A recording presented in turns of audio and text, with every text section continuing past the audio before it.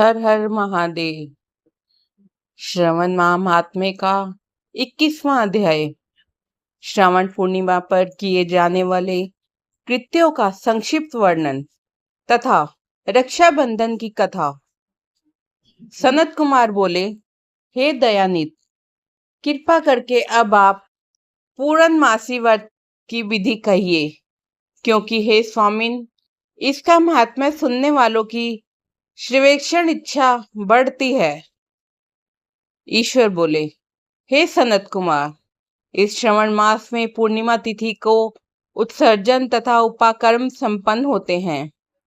पोष के पूर्णिमा तथा माघ की पूर्णिमा तिथि उत्सर्जन कृत्य के लिए होती है, अथवा उत्सर्जन कृत्य हेतु पोष की प्रतिपदा अथवा माघ की प्रतिपदा तिथि विहित है, अथवा रोहिणी नामक नक्षत्र उत्सर्जन कृत्य के लिए प्रशस्त होता है, अथवा अन्य कालों में भी अपनी अपनी शाखा के अनुसार उत्सर्जन तथा उपाकर्म दोनों का साथ साथ करना उचित माना गया है।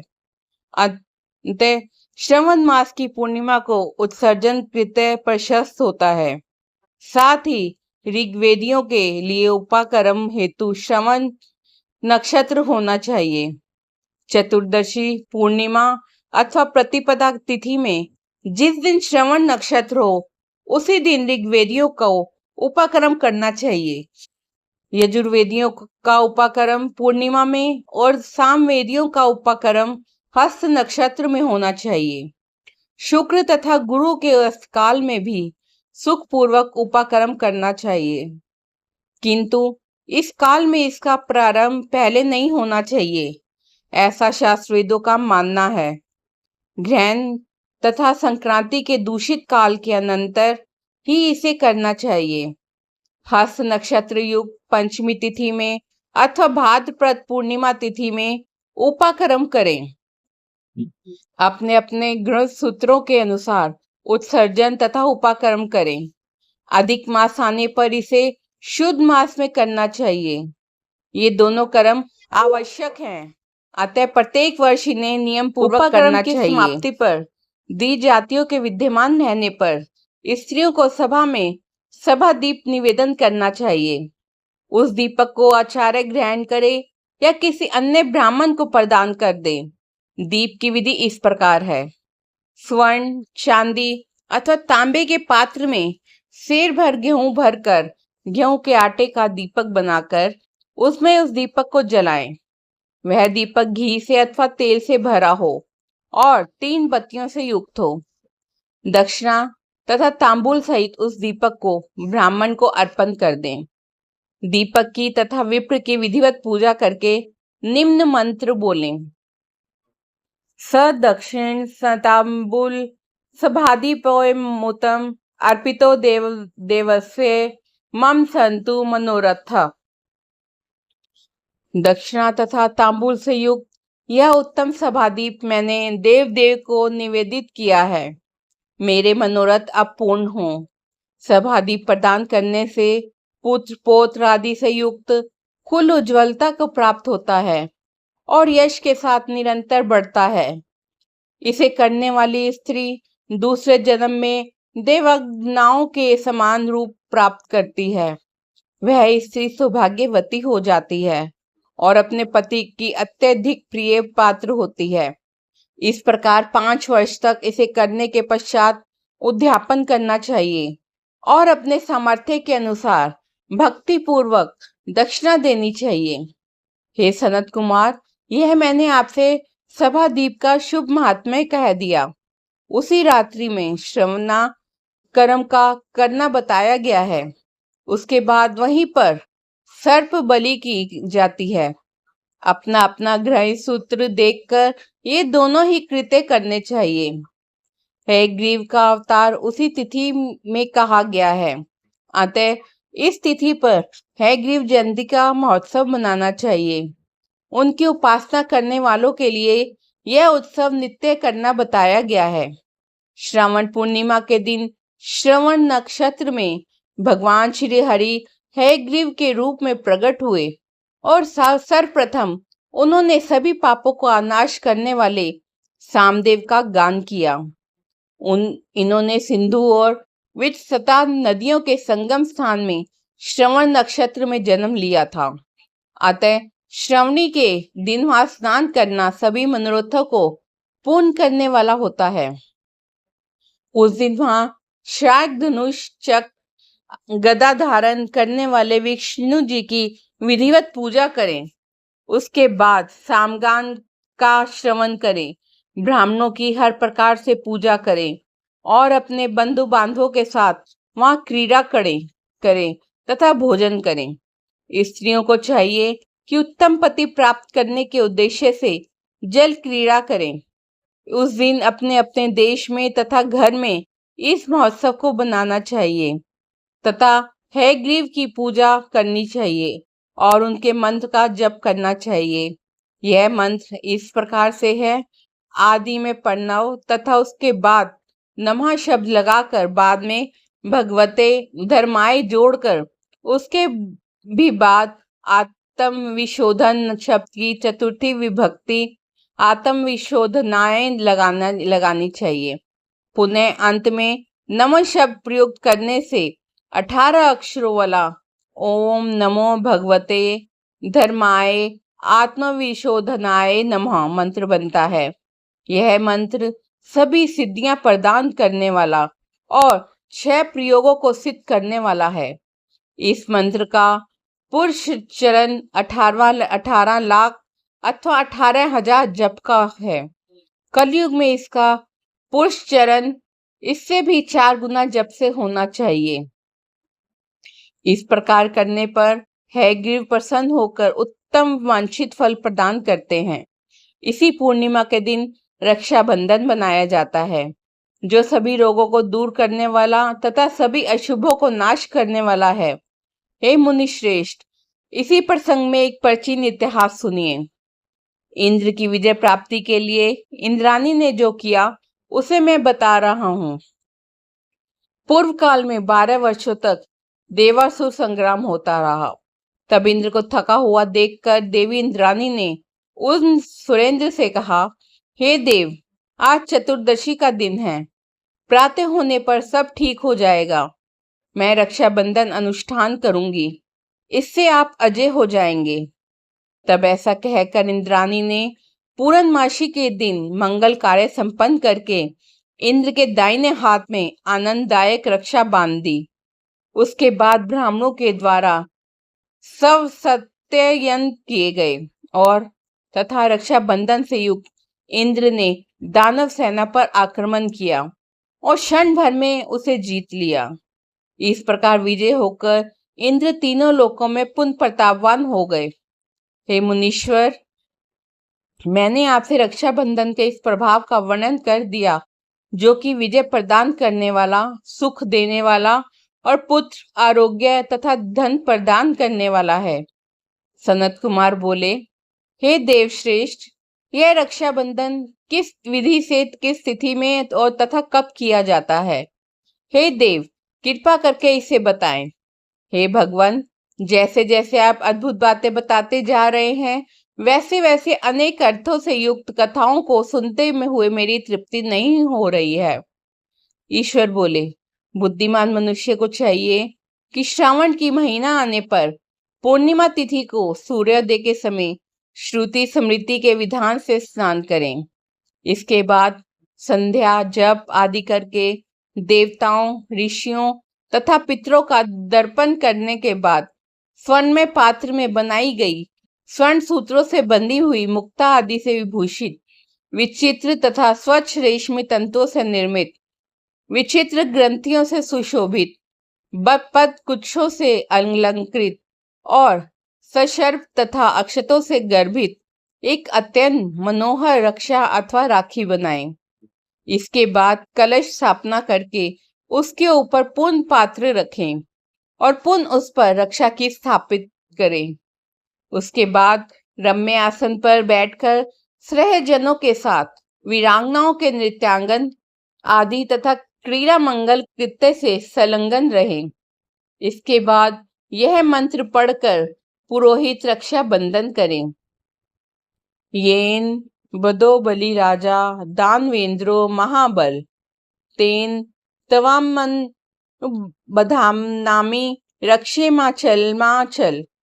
जिस बंधन से महान बल से संपन्न दानवों के पति राजा बलि बांधे गए थे, उसी से मैं आपको बांधता हूँ। हे रक्षे, चलायमान मत हो।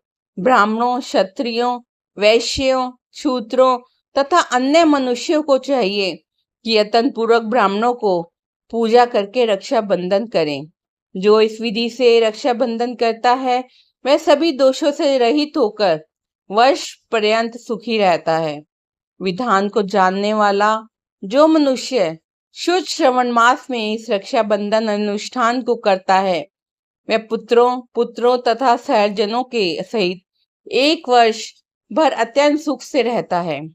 उत्तम व्रत करने वाले को चाहिए कि भद्रा में रक्षा बंधन न करें, क्योंकि भद्रा में बांधी गई रक्षा विपरीत फल देने वाली होती है। रक्षाबंधन विधि कथन के साथ ही 21वां अध्याय संपूर्ण हुआ। दोस्तों, इसी तरह हमारे साथ जुड़े रहें, हमारा ज्वाइन बटन दबा के हमें सपोर्ट कीजिए। धन्यवाद। ओम नमः शिवाय। श्रवण महात्म्य 22वां अध्याय।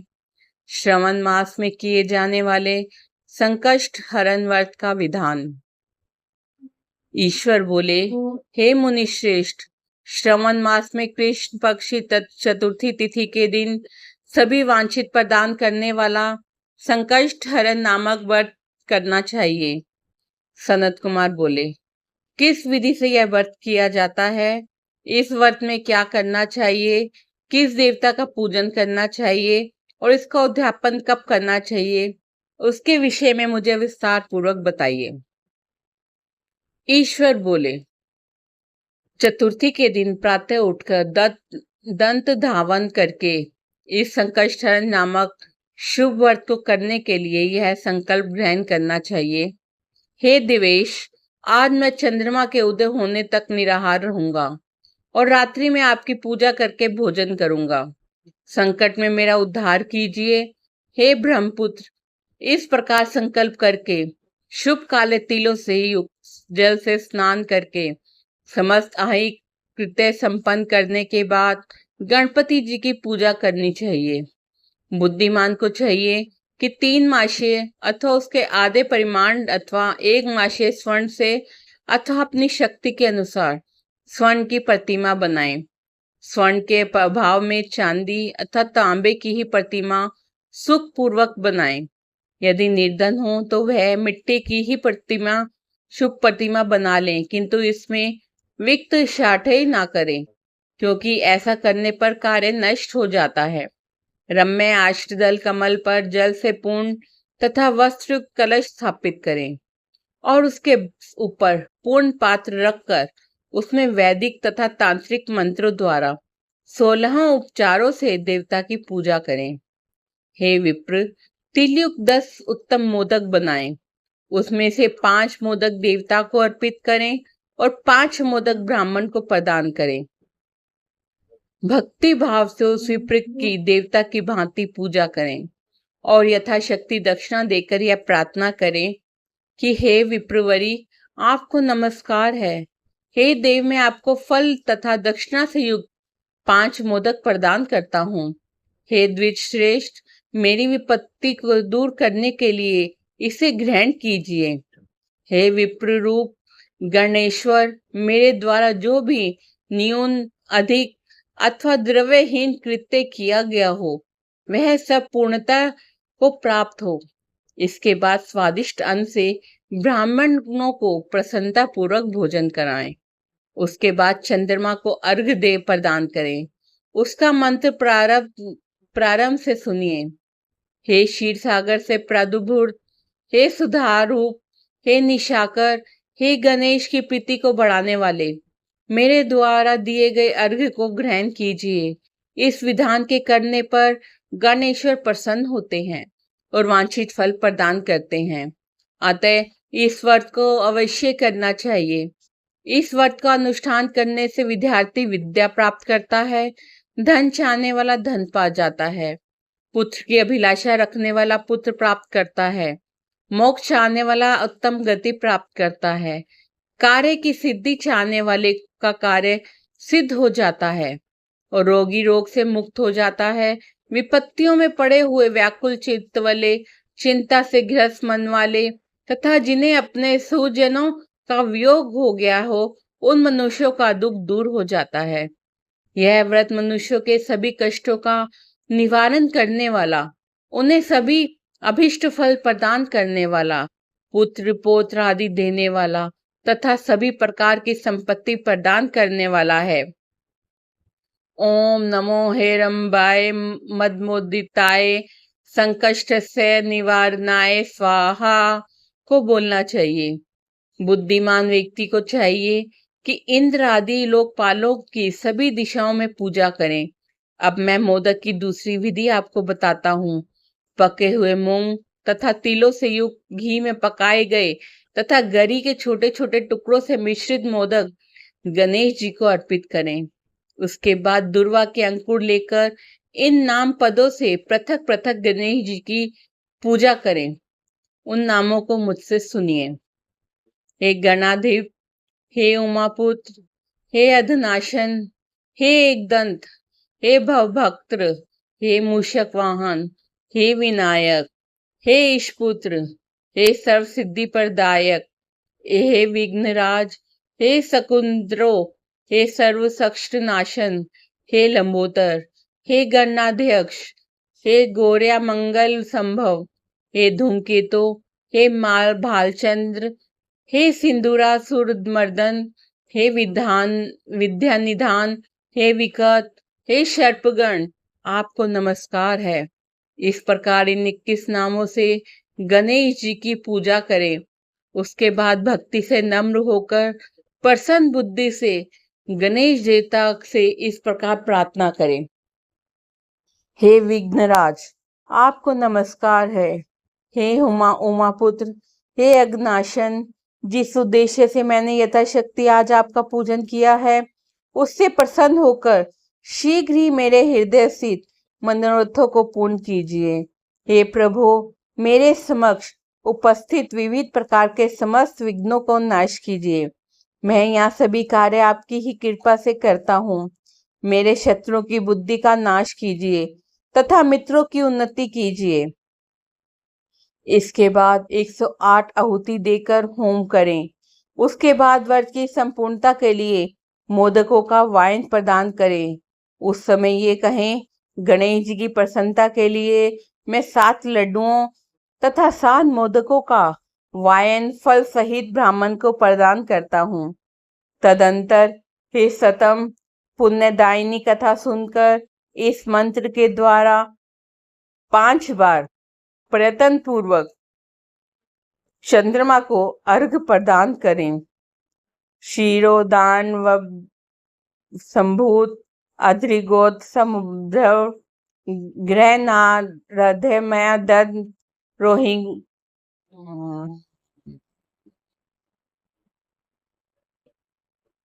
ग्रहधारने मयादंत रोहिणिया सहित शशिन क्षीर सागर से उत्पन्न तथा अग्नि अद्रिक गोत्र में उत्पन्न हे चंद्र रोहिणी सहित आप मेरे द्वारा प्रदत्त अर्घ्य को स्वीकार कीजिए।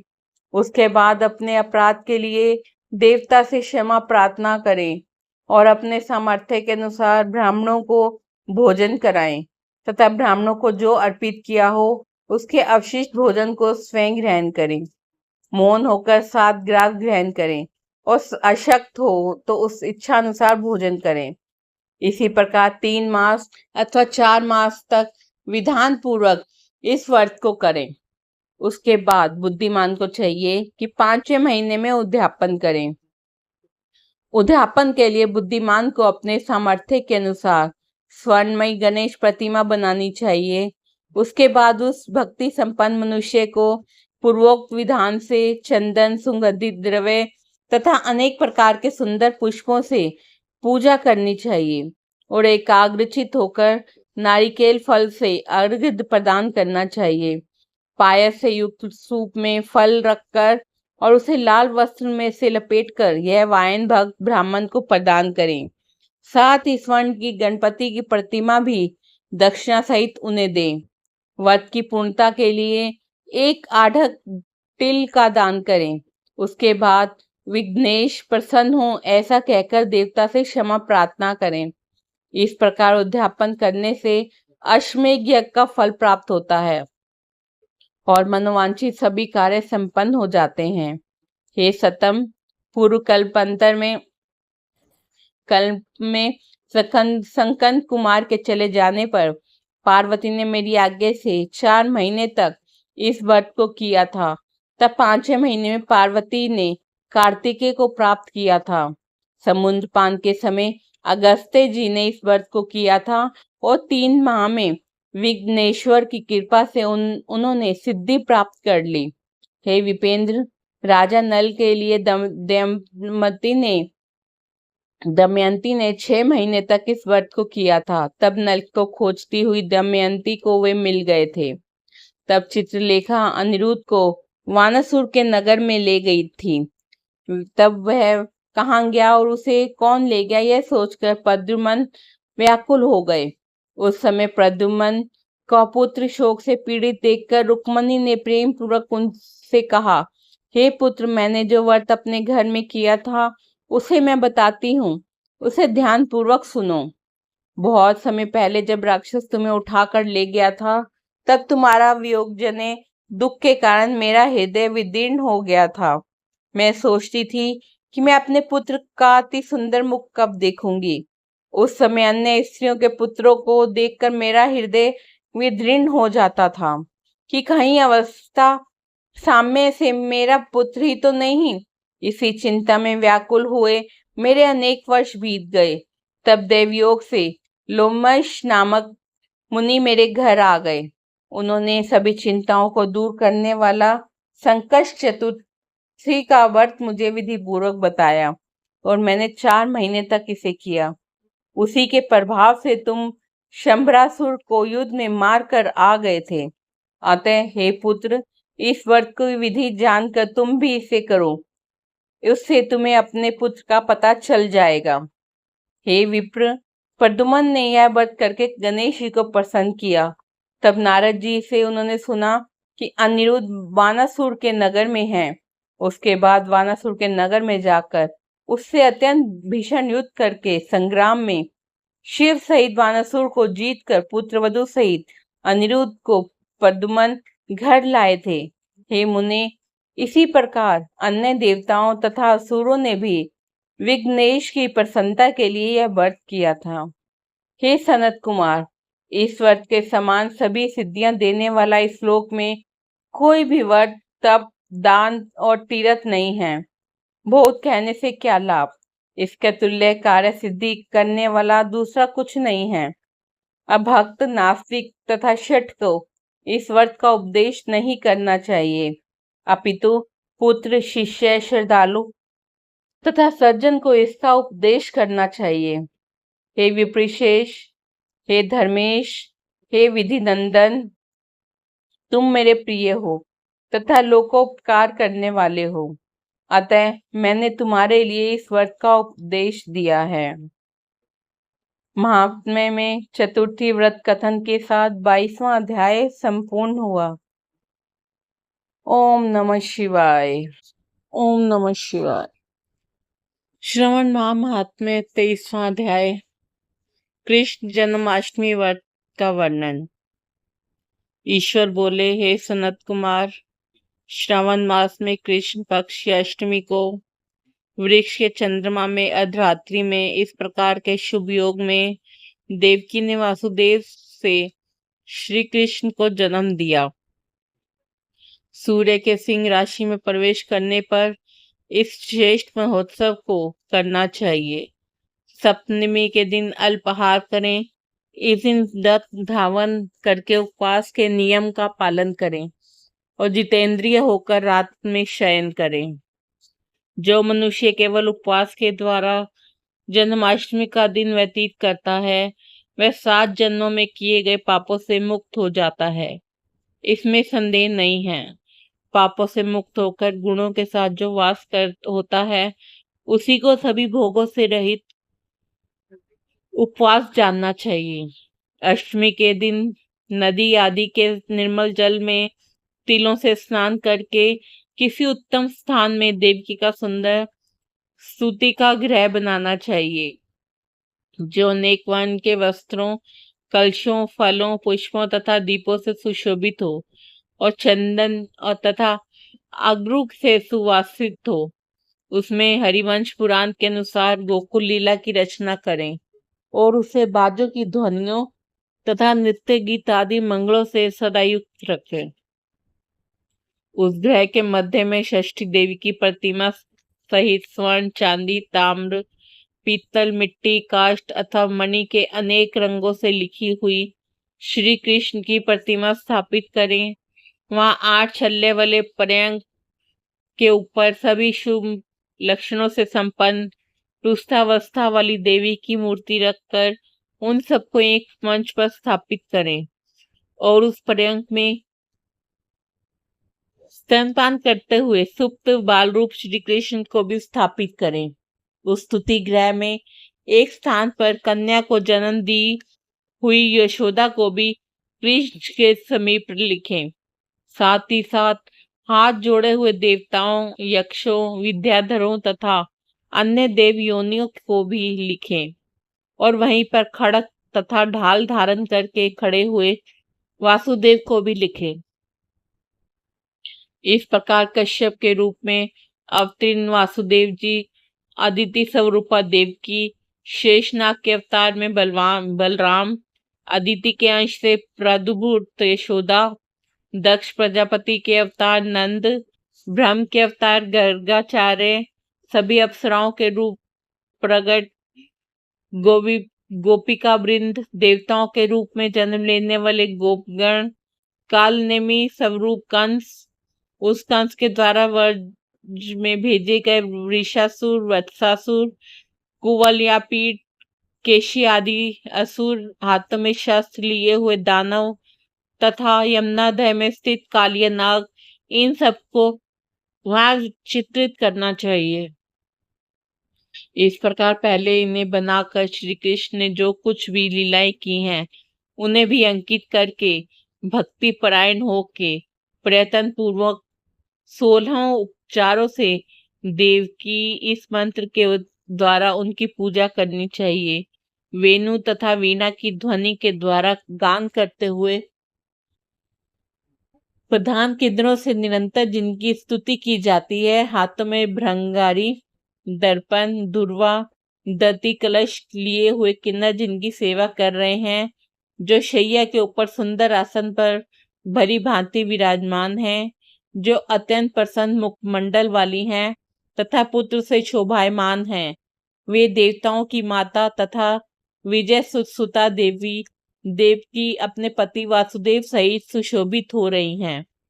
उसके बाद विधि जानने वाले मनुष्य को चाहिए कि आदि में प्रणव तथा अंत में नमः से युक्त करके अलग अलग सभी के नामों का उच्चारण करके सभी पापों से मुक्ति के लिए देवकी, वासुदेव, बलदेव, नंद तथा यशोदा का पृथक पृथक पूजा करनी चाहिए। उसके बाद चंद्रमा के उदय होने पर श्री हरि का स्मरण करते हुए चंद्रमा को अर्घ्य प्रदान करें। इस प्रकार कहना चाहिए, हे क्षीर सागर से प्रादुर्भूत, हे अधिक गोत्र में उत्पन्न आपको नमस्कार है। हे रोहिणी कांत, मेरे इस अर्घ को आप स्वीकार कीजिए। देवकी के साथ वासुदेव, नंद के साथ यशोदा, रोहिणी के साथ चंद्रमा और श्री कृष्ण के साथ बलराम की विधिवत पूजा करके मनुष्य कौन सी परम दुर्लभ वस्तु को नहीं प्राप्त कर सकता। कृष्णाष्टमी का व्रत 1 करोड़ एकादशी व्रत के समान होता है। इस प्रकार से उस रात पूजन करके प्रातः नवमी तिथि को भगवती का जन्म महोत्सव वैसे ही मानना चाहिए जैसे श्री कृष्ण का हुआ था। उसके बाद भक्ति पूर्वक ब्राह्मणों को भोजन कराना चाहिए और जो जो अभिष्ट हो गो धन आदि प्रदान करना चाहिए। उस समय ये कहना चाहिए, श्री कृष्ण मेरे ऊपर प्रसन्न हो। गो तथा ब्राह्मण का हित करने वाले आप वासुदेव को नमस्कार है। शांति हो, कल्याण हो, ऐसा कहकर उनका विसर्जन कर देना चाहिए। उसके बाद मौन होकर बंधुओं के साथ भोजन करना चाहिए। इस प्रकार जो प्रत्येक वर्ष विधान पूर्वक कृष्ण तथा भगवती का जन्म महोत्सव मनाता है, वह यथाशक्ति फल प्राप्त करता है। उसे पुत्र, संतान, आरोग्य तथा अतुल सौभाग्य प्राप्त होता है। वह इस लोक में धार्मिक बुद्धि वाला होकर मृत्यु के बाद वैकुंठ लोक को जाता है। हे सनत कुमार, अब इसके उद्यापन का वर्णन करूंगा। इसे किसी पुण्य दिन में विधि पूर्वक करें। एक दिन पूर्व एक बार भोजन करें और रात में हृदय में विष्णु का स्मरण करते हुए शयन करें।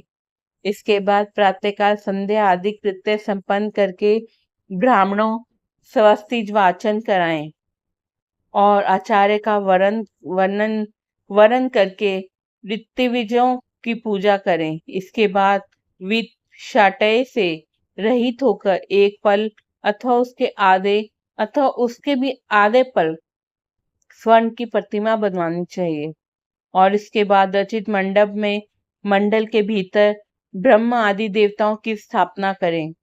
इसके बाद वहां तांबे अथवा मिट्टी का एक घट स्थापित करें और उसके ऊपर चांदी या बांस का एक पात्र रखें। उसमें गोविंद की प्रतिमा रखकर वस्त्र से आच्छादित करके व्यक्ति 16 उपचारों से वैदिक तथा तांत्रिक मंत्रों के द्वारा विधिवत पूजन करे। इसके बाद शंख में पुष्प, जल, फल, चंदन तथा नारिकेल फल सहित शुद्ध जल लेकर पृथ्वी पर घुटने टेक कर यह कहते हुए देवकी सहित भगवान श्री कृष्ण को अर्घ्य प्रदान करें। कंस के वध के लिए, पृथ्वी का भार उतारने के लिए, कौरवों के विनाश के लिए तथा दैत्यों के संहार के लिए आपने अवतार लिया है। हे हरे, मेरे द्वारा प्रदत्त इस अर्घ्य को आप देवकी सहित ग्रहण करें। इसके बाद बुद्धिमान को चाहिए कि चंद्रमा को पूर्वोक्त विधि से अर्घ्य प्रदान करें। पुण्य पर भगवान से प्रार्थना करें, हे जगन्नाथ, हे देवकी पुत्र, हे प्रभु, हे वासुदेव पुत्र, हे आनंद, आपको नमस्कार है। भव सागर से मेरी रक्षा कीजिए। इस प्रकार देवेश्वर से प्रार्थना करके रात्रि में जागरण करना चाहिए। पुण्य प्रातःकाल शुद्ध जल से स्नान करके जनार्दन को का पूजन खीर, तिल तथा और घृत से मूल मंत्र के द्वारा भक्ति पूर्वक 108 आहुति देकर पुरुष सूक्त से हवन करें और पुनः एन विष्णुवी चक्र में इस मंत्र से केवल घृत की आहुति देनी चाहिए। पुण्य पूर्णाहुति देकर तथा होम शेष संपन्न करने के अनंतर आभूषण तथा वस्त्र आदि से आचार्य की पूजा करनी चाहिए। इसके बाद व्रत की संपूर्णता के लिए दूध देने वाली सरल स्वभाव वाली बछड़े से युक्त, उत्तम लक्षणों से संपन्न, सोने की सींग, चांदी के खुर, कांसे की कोहनी, मोती की पूंछ, ताम्र की पीठ और तथा सोने के घंटे से अलंकृत की हुई एक कपिला गौ को वस्त्र से आच्छादित करके दक्षिणा सहित दान करना चाहिए। इस प्रकार दान करने से व्रत संपूर्णता को प्राप्त होता है। कपिला गौ के अभाव में अन्य गौ भी दी जा सकती है। इसके बाद ऋत्विजों को यथा योग्य दक्षिणा करें। उसके बाद 8 ब्राह्मणों को भोजन कराएं और उन्हें भी दक्षिणा दें। पुण्य सावधान होकर जल से परिपूर्ण कलश ब्राह्मणों को प्रदान करें और उनसे आज्ञा लेकर अपने बंधुओं के साथ भोजन करें। हे ब्रह्मपुत्र, इस प्रकार व्रत का उद्यापन कृत्य करने पर वह बुद्धिमान मनुष्य उसी क्षण पाप रहित हो जाता है और पुत्र पौत्र से युक्त तथा धन धान्य से संपन्न होकर बहुत समय तक सुखों का उपभोग कर अंत में वैकुंठ प्राप्त करता है। कृष्ण जन्माष्टमी व्रत कथन के साथ ही 23वां अध्याय संपूर्ण हुआ। ओम नमः शिवाय।